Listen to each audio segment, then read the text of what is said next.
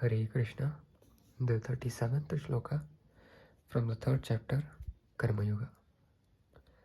So let's see what Krishna answers for the previous question asked by Arjuna.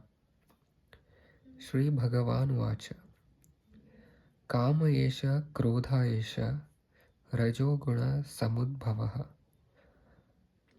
Mahashano Mahapapma Vidya Enam Iha Vairinam. The Supreme Personality of Godhead said, "It is lust only, Arjuna, which is born of contact with the material mode of passion and later transformed into wrath, and which is the all-devouring sinful enemy of this world." So Krishna simply says it is the lust only, which is born out of contact from the material mode of passion. So let's read purport. When a living entity comes in contact with the material creation, his eternal love for Krishna is transformed into lust, in association with the mode of passion, or in other words, the sense of love of God becomes transformed into lust, as milk in contact with sour tamarind is transformed into yogurt.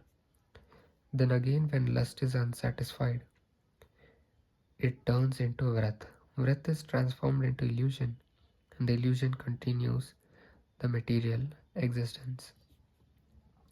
Such a beautiful example over here, right? So therefore, lust is the greatest enemy of the living entity, and it is lust only which induces the pure living entity to remain entangled in the material world. Wrath is the manifestation of the mode of ignorance. These modes exhibit themselves as wrath and other corollaries.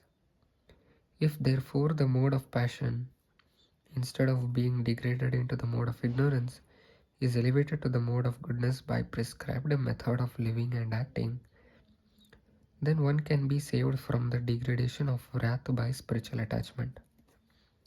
The Supreme Personality of Godhead expanded himself into many for his ever increasing spiritual bliss, and the living entities are parts and parcels of the spiritual bliss. They also have partial independence, but by misuse of their independence, when the service attitude is transformed into propensity for sense enjoyment, they come under the sway of lust.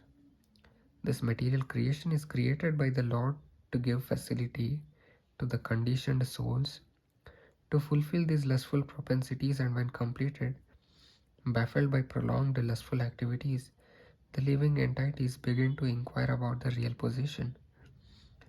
This inquiry is the beginning of the Vedanta Sutras, wherein it is said, Athato Brahma Jigyasa.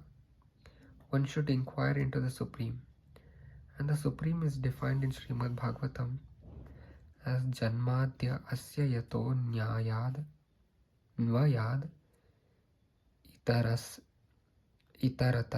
Itarascha, or the origin of everything is the Supreme Brahman. Therefore, the origin of lust is also in the Supreme. If therefore lust is transformed into love for the Supreme or transformed into Krishna consciousness, or in other words, desiring everything for Krishna, then both lust and wrath can be spiritualized. Hanuman, the great servitor of Lord Rama, exhibited his wrath by burning the golden city of Ravana, but by doing so he became the greatest devotee of the Lord. Here also in Bhagavad Gita, the Lord induces Arjuna to engage his wrath upon his enemies for the satisfaction of the Lord. Therefore, lust and wrath, when they are employed in Krishna consciousness, become our friends instead of our enemies. Right? So this is what the answer is given by Krishna to Arjuna when Arjuna asks that why one is very much eager to avoid sinful activities, but still he performs it unwillingly. Right? So till the next shloka, Hare Krishna.